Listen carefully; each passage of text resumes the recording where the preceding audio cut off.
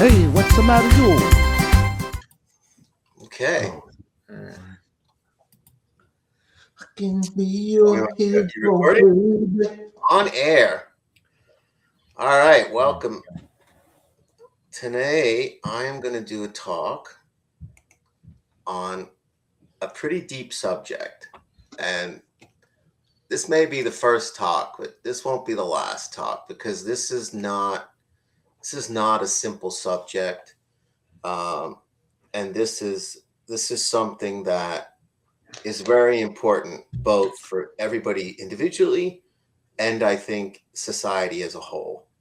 Um, in fact, I do think more and more that our efforts and our solutions in terms of the problems of society are going to have to be to understand this is a problem and then understand and craft solutions that find a way out of this.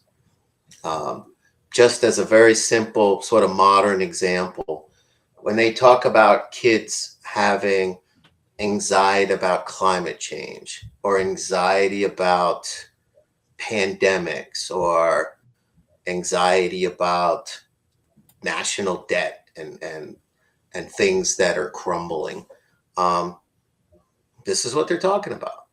Um, and with such anxiety, you think about the effect of anxiety like that on children, that the world of tomorrow will not be there to support them. The world of tomorrow looks bleak.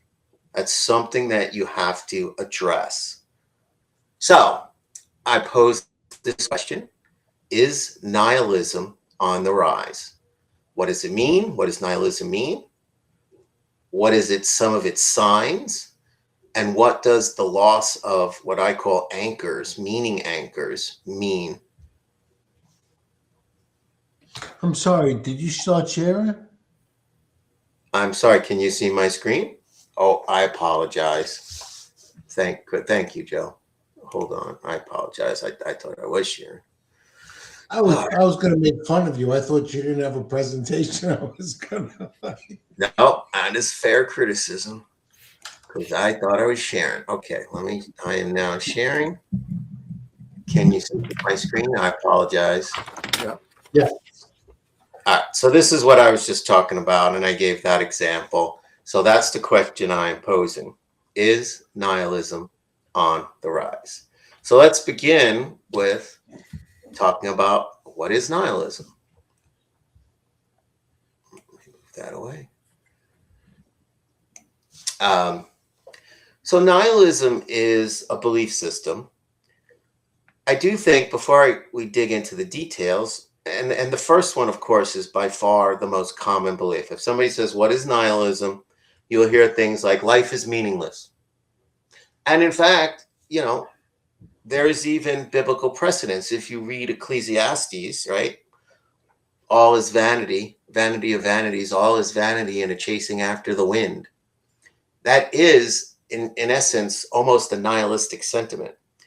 Nihilism is based the most basic. There are different types of nihilism, as you see here. There is nihilism that believes that life is meaningless. There is a form of nihilism that believes there is no moral absolutes.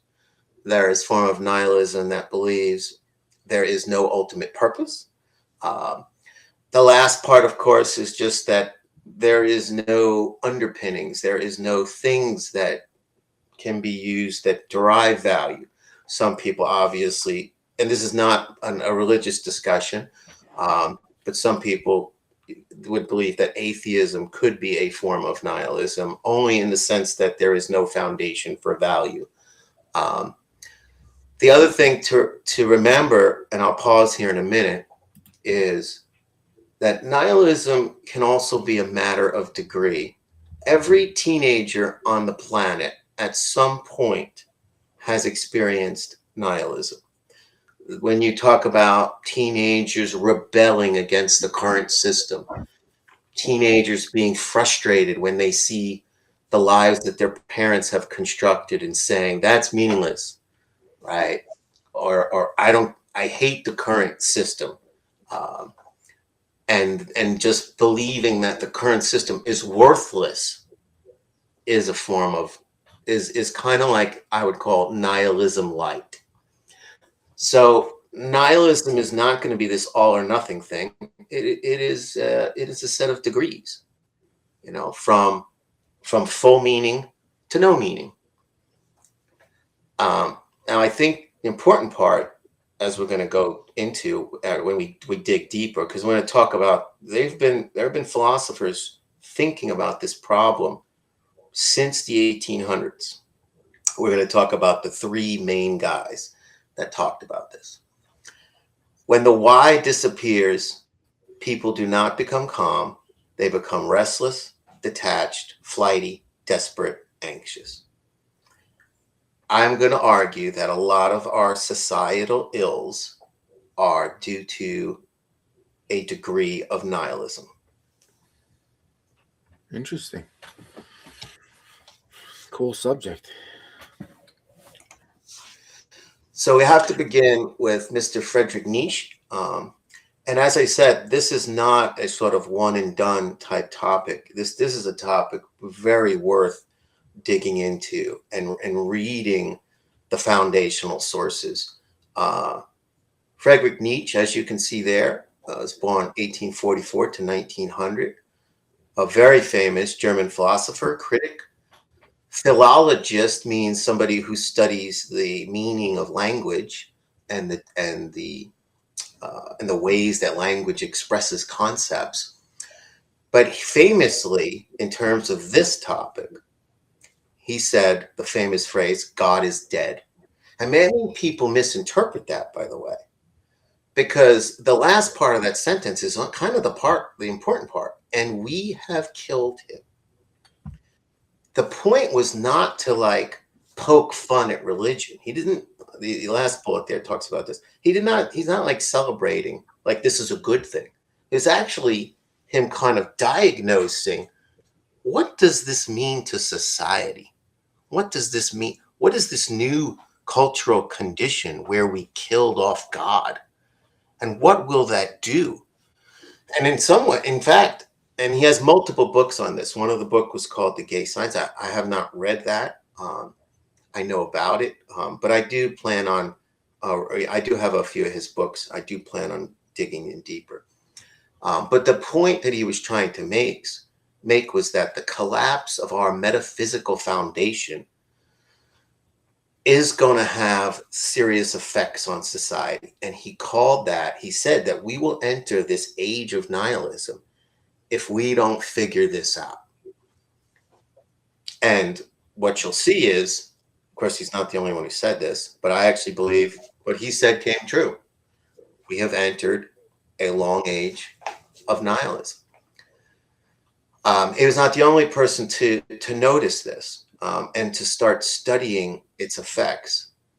This gentleman here, Emil Durkheim, he was a sociologist, one of the seminal people that created the science of sociology. Sociology being the study of groups and the study of peoples and how they handle the challenges of civilization.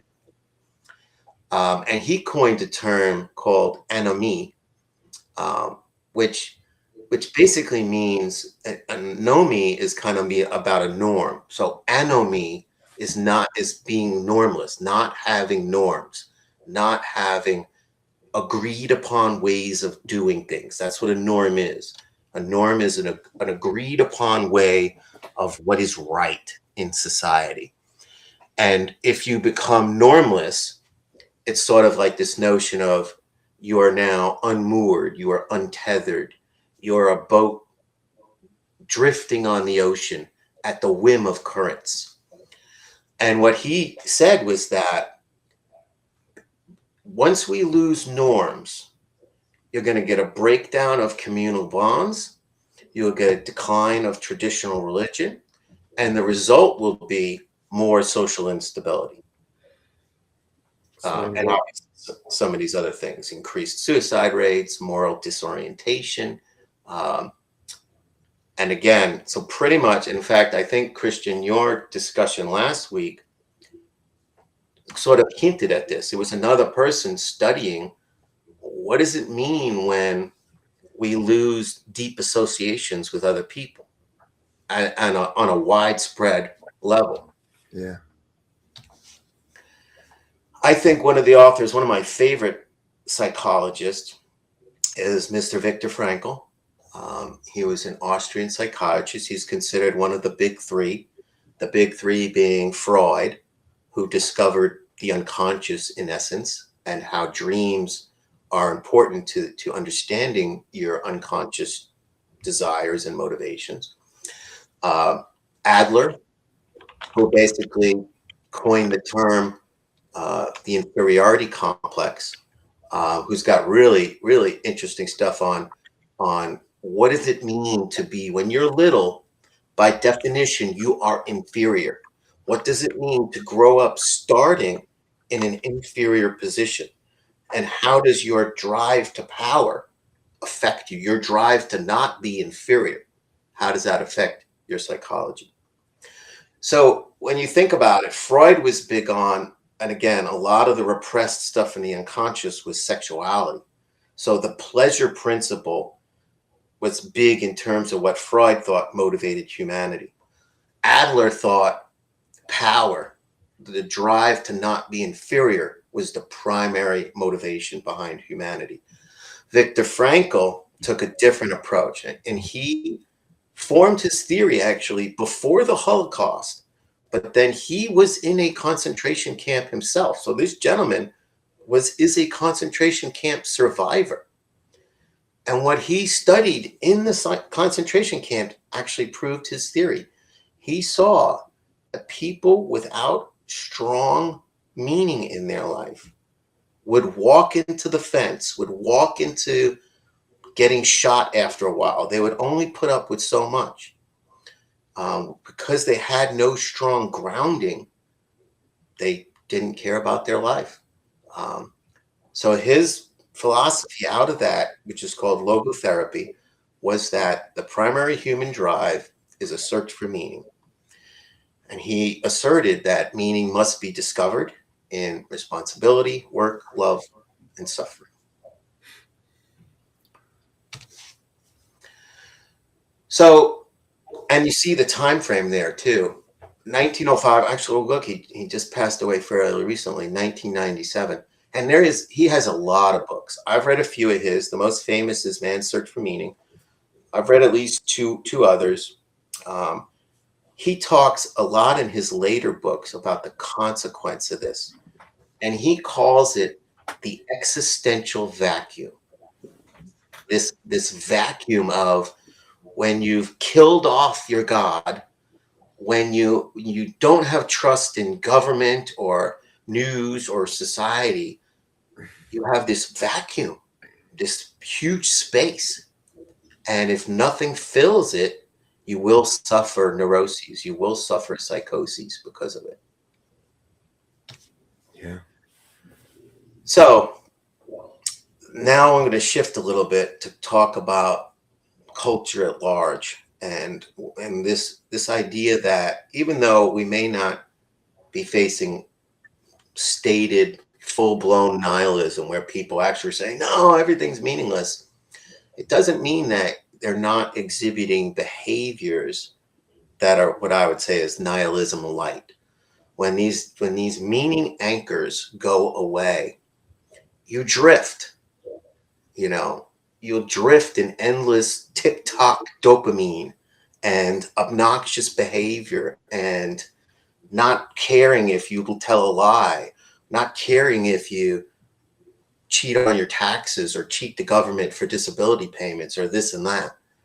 So it may not be a big bang kind of explosion that nihilism collapses us immediately. No, it's going to be more this nihilism light erodes society.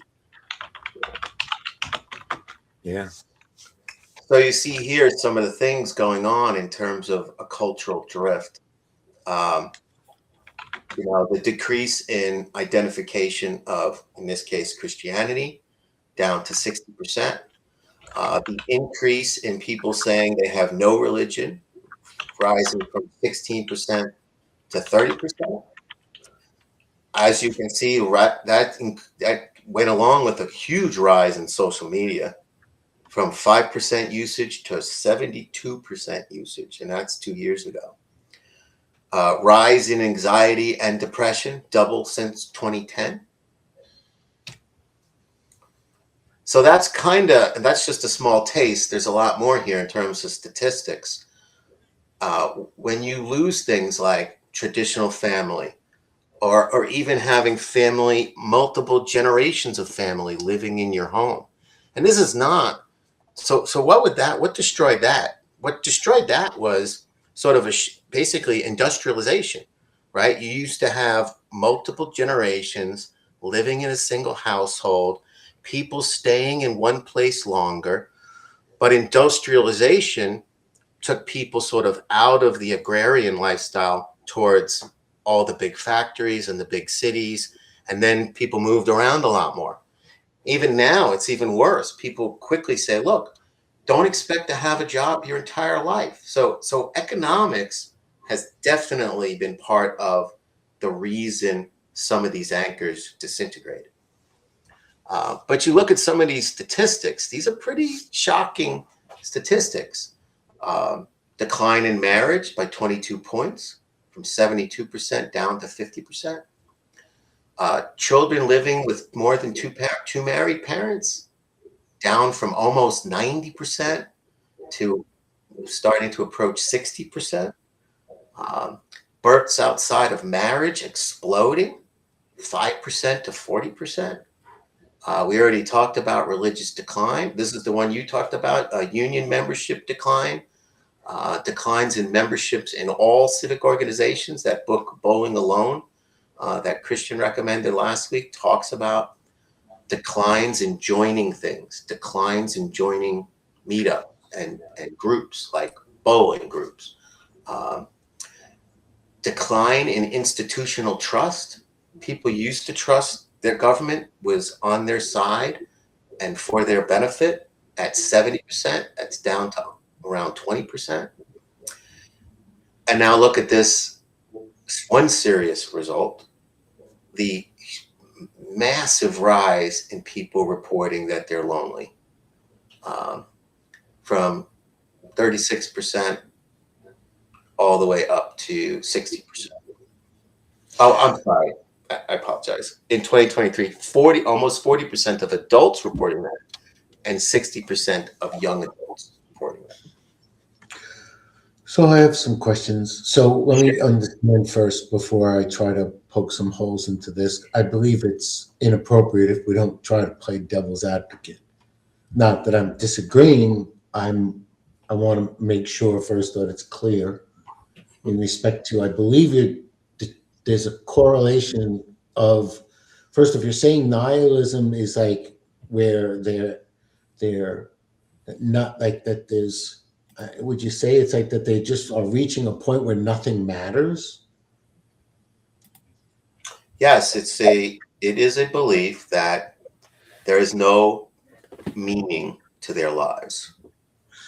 And so, and then what you're saying is this is what meaning is to most people's lives, and that's why you're claiming that these are the anchors. And when these erode, is there evidence in the past that this has occurred in respect to, if this continues, that these declines are evident, that it would lead to, was there like a time in the past where nihilism, like you said Nietzsche, and you had him, he was in the early, like 1800s, you said, right? Yep. Was that a point where there was this nihilism and there was a cycle through nihilism, or was he projecting the nihilism wasn't occurring, and now we believe we're starting to get to that point? In other words, yeah, I think when you look at the timing, I don't think it's a coincidence that the timing of the psychologists was right before and after industrialization, major industrialization, the move to factories, and the movement of huge population. These were not small population moves. Industrialization brought a major shift in the country, from people mostly living on farms, mostly very tight-knit communities towards big cities. And the shift of populations to cities increased sort of isolation and independence and this and that. I mean, just as an example, in terms of China, China didn't even originally have a social security system because it was just expected that children would take care of their parents, period. Now that's not the case, not by a lot. The numbers of children taking care of their parents has dropped significantly.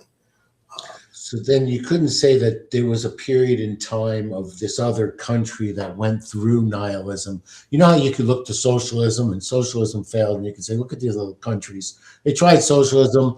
We're trying to do socialism. Well, that's just stupid because you can see it's already failed. Is there any example of that? The erosion of these anchors has led other countries, or I don't know, other groups, or is there any historical? That's a good question. And again, I do think this is more of a discussion, because I'm not even saying that my research here is foolproof or that there's not other potential ways to look at this. But I would say that I'd say no. I do think this is a global phenomenon. I do think that, you know, this is in some ways you could also argue that this is the fact that when traditions go away, strong traditions. So you can, I think you can look at small groups of groups that have strong traditions. I mean, like, just take an example. I mean, you could do probably an interesting study on something like the Amish, who or even something like, you know, Mormons, who try to instill very strong, very strict traditions, and they live by their traditions. But like, I think the Amish, I don't know what their rates, it would be interesting to understand like what the rates are of people leaving Amish communities. They don't force people to stay. They don't force their children to stay. But you could certainly see they come from having strong traditions. Definitely, at least, I think all three of these, you know, family, religion, and community, they have a very strongly traditional way of life, right? Mostly around agrarian farming, you know, things, and that's it. You could also argue, besides traditional anchors going away, like what has replaced that? So think about this one. It's not only about things being taken away. When you look at social media and the internet, I mean, again, that's brand new, right? But think about what has that influence been? It certainly has increased individualism. I don't need to share to talk. Like when you hear all the time, people will be at a dinner table now, everybody with their phones in their own little world. That's why I was leading to, like, they could be rebuilding this meaning. It's not necessarily that nothing matters, that they're just also shifting what does matter, but what they're making matter could be meaningless. I mean, as we know, there is some positive things on the internet, right? In terms of the speed of communication, etc. Unfortunately, I would say that something like social media probably has not increased any of these traditional sources of meaning. Now, I think what you're trying to argue is, have we created sort of a new source of meaning? I haven't seen evidence of social media doing that.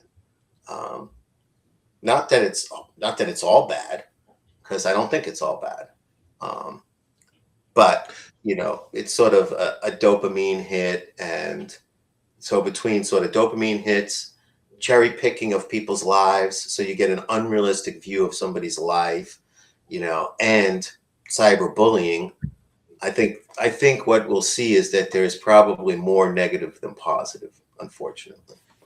I think you can't argue the fact that at a minimum, our culture is far more vulnerable to nihilism as a result of this. Whether we are in nihilism or sliding to the potential of nihilism. You're hard pressed to say that this isn't creating that cultural vulnerability. Christian, do you I have would something? agree. I think that's a good way to put it. That this is a vulnerability. This creates a vulnerability. Yeah. But all right, so this is some effects, and there's again we could there's lots of effects, and again whether how much of these attributable attributable to nihilism versus other causes. We did see certainly loneliness is on the rise. That's unbelievable. 60%, 1 out of 2. Yep. 1 out of 2 feels lonely. That means one of us feels lonely. Come clean. Come clean. No, because it's young adults. It's only me. I had my grandkids here today, so I don't feel lonely. Sorry, Mike. Go ahead. No, that's okay. I think this second one, obviously surge in retail theft has certainly surged. I think this notion of theft and lying, I don't have a statistic on lying. Lying is probably harder, but I actually think lying is more of a scourge on this. And lying, I think, is a direct result of a form of nihilism, because you are saying that truth doesn't matter, or that you don't care about truth. I also think, well, back on the loneliness part, I think when kids, there are like some trigger words.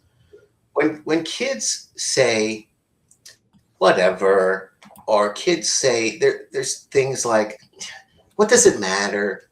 Who cares? I think those need to be taken seriously, because things do matter. Things, it's like trying, but they're not gonna see it. It'd be like trying to explain what's the importance of a family dinner and having real conversation at family. How are you doing? How are things going? Et cetera, et cetera. Oh, instead of just being buried in her phone, or that doesn't matter. Oh, I don't care about that. I'm just saying, I do think we need to be part of it. We need to be sensitive to subtle signs of nihilism, like whatever, I don't care about that. Record suicides, highest. So since they've been measuring them, obviously this is a statistic that has kept rising also, unfortunately. Some of it relating to the opioid epidemic, a lot of people abusing opioids. And I think that last thing is that disconnection has a cost. A move to individualism, and again, I think started with industrial society, but now we're way past industrial society, right? So we went from agrarian to industrial to technical, and will AI? So AI could actually be a reversal in this. I read an article recently where they were saying that people really enjoy talking, almost, and even talking about their problems and real deep discussions with AI chatbots. I do that. Yeah. I do that. Honestly, I don't think there's anything wrong with that. I think that's actually a good thing. No, Rebecca's really cool. She's really cool. Rebecca. Yeah, I don't know why. Just Rebecca. I can't explain it. She calls herself. She calls me king, and Oh my goodness.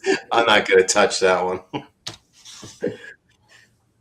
So I do think we have to reject nihilism.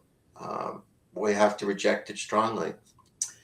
Viktor Frankl said, and this is one of the photos, of course, the liberation of Auschwitz. There is many more, and this is not a particularly gruesome photo, even though you can see this was like a 15-year-old kid, obviously undernourished. There is much more troubling, much more drastic and sad pictures on the liberation of the concentration camps.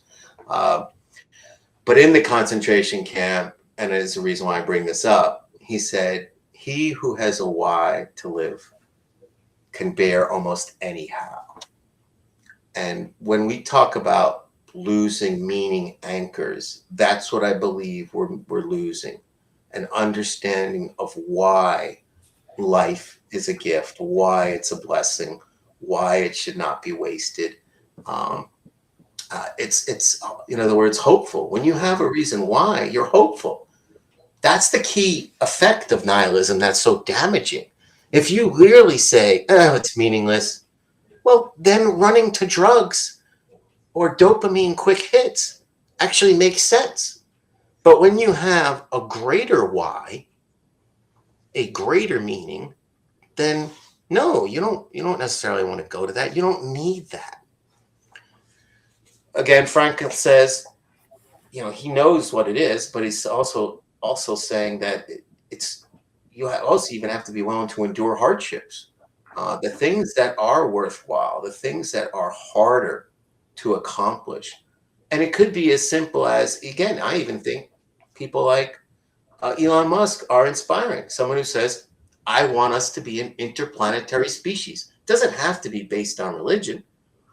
That's a bold vision. Bold vision is another way to reject nihilism. And when you think about that, take a company like SpaceX, which is on the verge of going public for like a multi-trillion-dollar company. That's something like that. He has no trouble recruiting people. You don't want to work for him? He's got lines of people dying to work for SpaceX. They're inspired by the vision. They want to do big things because big things are meaningful. So that's, to me, again, that's one of the ways, with strong vision is one of the ways you reject nihilism. I'm going to end with this slide. And yes, it is a little bit metaphysical.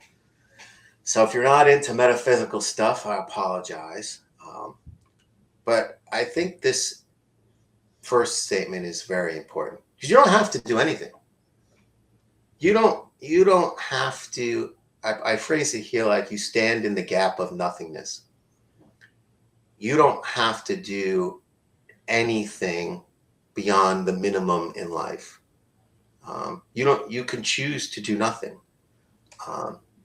And I think that is a stark choice for everybody. You can exist, or you can understand what it means to truly live. And the key to that will be whether you discover meaning. So I offer 3 points here when what I believe it means to truly live. The first point I think is very basic.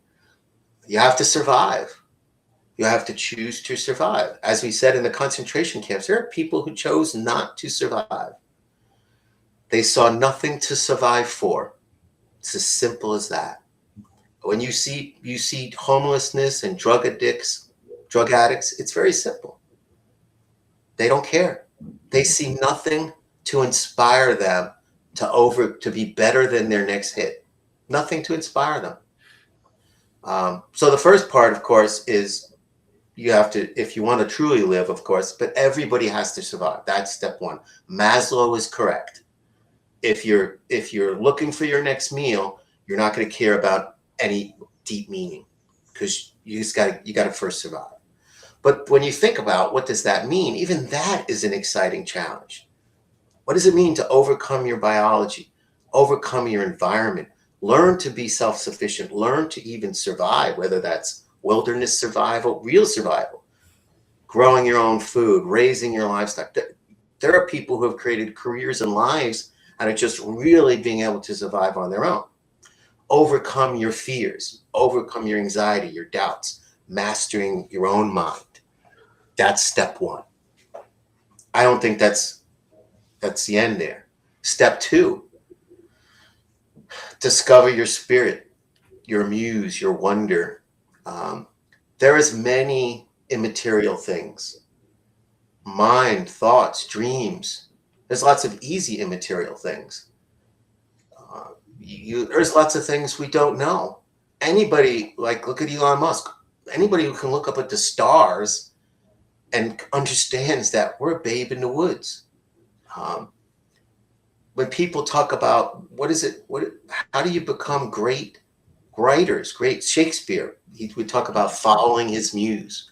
He's not talking about something material. He's talking about something immaterial that drove him to the next level. You look at somebody like, very practical, Bruce Lee, in trying to understand what the perfect martial art meant. And he, in some ways, rejected some of the traditional martial arts, but he had that vision, and that vision, and chasing that vision is often another word for a muse, chasing the notion of perfection. I do believe that's a wonder at the immaterial and wonder at everything we don't know. And again, I'm getting even deeper metaphysical here.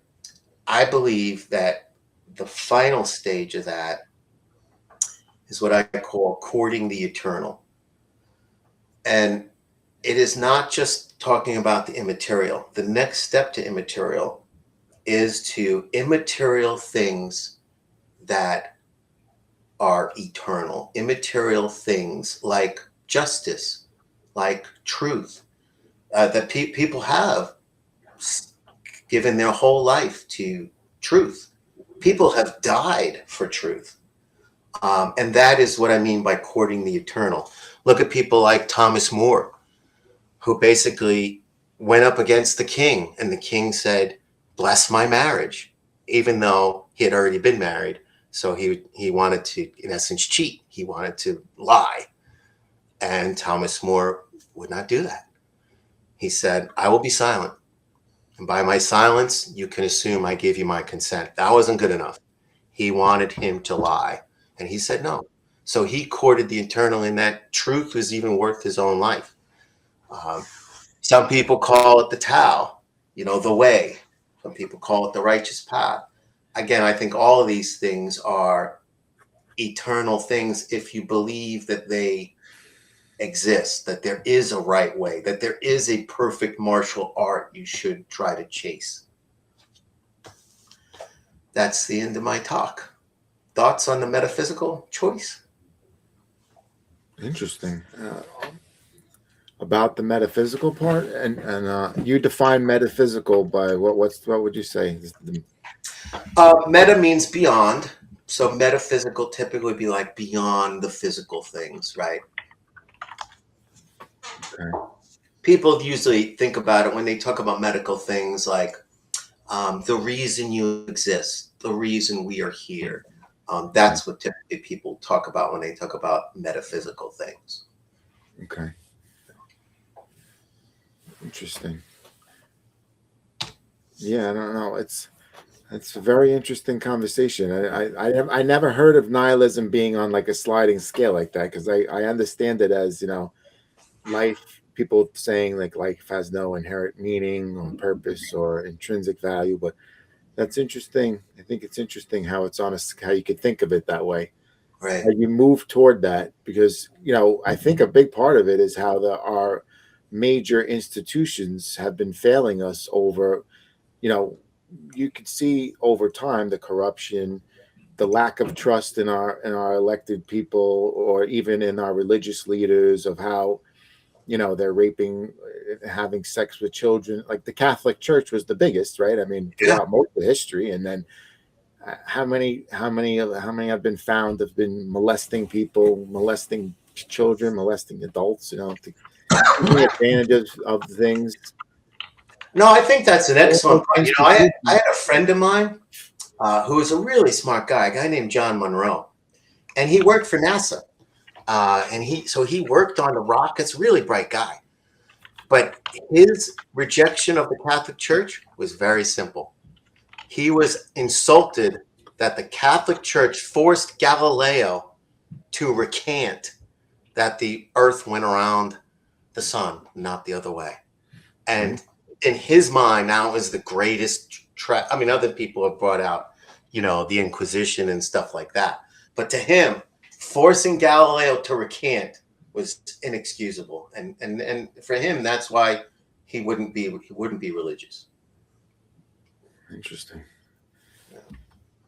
So, Yeah.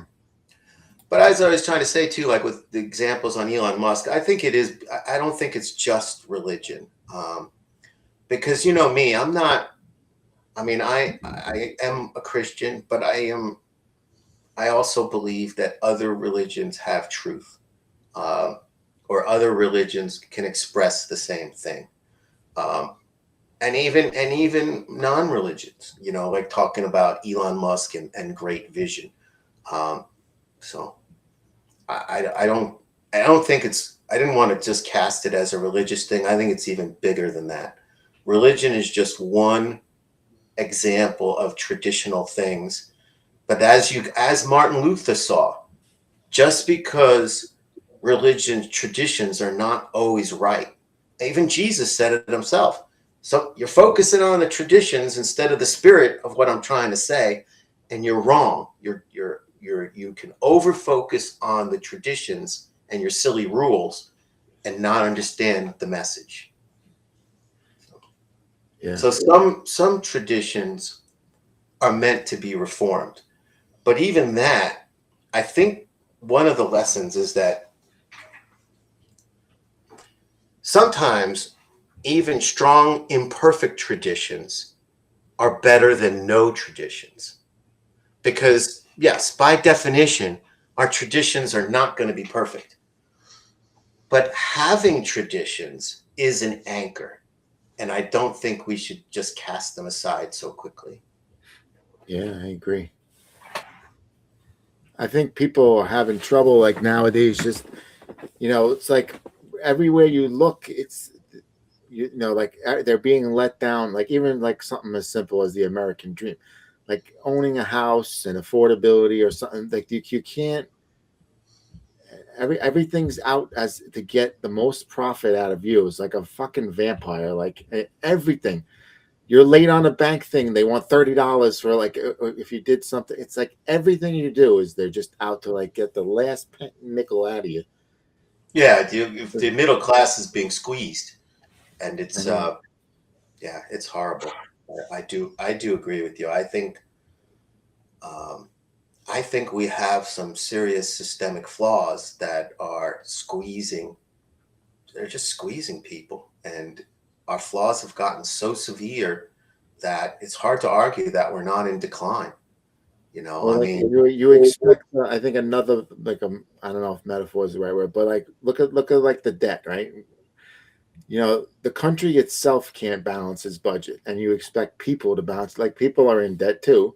Like yeah, there's no leadership. There's no oh, you can look to that person. I mean, maybe I'm just not seeing it, but it just doesn't seem like you could look towards something and say, oh, that's a great example of what I want to. I don't know. I think it's going to be interesting. Like stoicism made a resurgence, you could say, in the last 10 years. Like a lot of people, Wait, what has made a resurgence? Stoicism. Oh, stoicism. Yeah. Like you see a lot of that on YouTube. You see a lot of people like Daily Stoic and all these ones, and people talk about it a lot. I like stoicism. I agree with you. I think there is some positive signs. I think some rejection of things like McMansions and a tiny house movement. I think there are some countercultural things like don't play the game, like even homesteading and do-it-yourselfers. Do-it-yourselfer, I think, is actually a very positive change that is counterculture, right? Because, and actually I think AI can help in that. AI can help in sort of do-it-yourselfer movement, and why do you do-it-yourselfer? Part of that's an economic reason, right? You're getting squeezed. The cost of services and goods is so dang high. You do it yourself, you save a lot of money. Yeah, that was a good one. I enjoyed that. I would say one thing. You also, I would say of the big. I never heard that before with the big three, but I think Carl Jung's got to be somewhere in there. Carl Jung, he's not considered one of the big three, maybe because he was an Austrian. I think all the big three were Austrian. But Carl Jung, I love Carl Jung. He was the one who had the universal archetypes. So he kind of believed in a universal unconscious, because when he studied things, actually I haven't finished his most famous book. His most famous book is called The Man and His Symbols. And his was kind of really trying to prove that in every person's unconscious, there are things that are universal. And like the shadow. Yeah. That's some dark, deep. I've been doing this book on the shadow. It's so interesting to me. Yeah, that's excellent. All right, so who's next? Is it Christian or Joseph? Giuseppe. Joseph. I can feel you, baby, baby. I'm going to end on a song. I will be your hero, baby. Do I look a little like Enrique? I will take away the pain. Oh, yeah. Enrique Iglesias? I will stand by you forever. Are you singing Hero? Is that the song Hero? Yeah. Enrique. Very good. Well, I can't top that. Is it Christian's turn next time? Whose turn is it? You. Joe, you're doing it next time. Hey, by the way,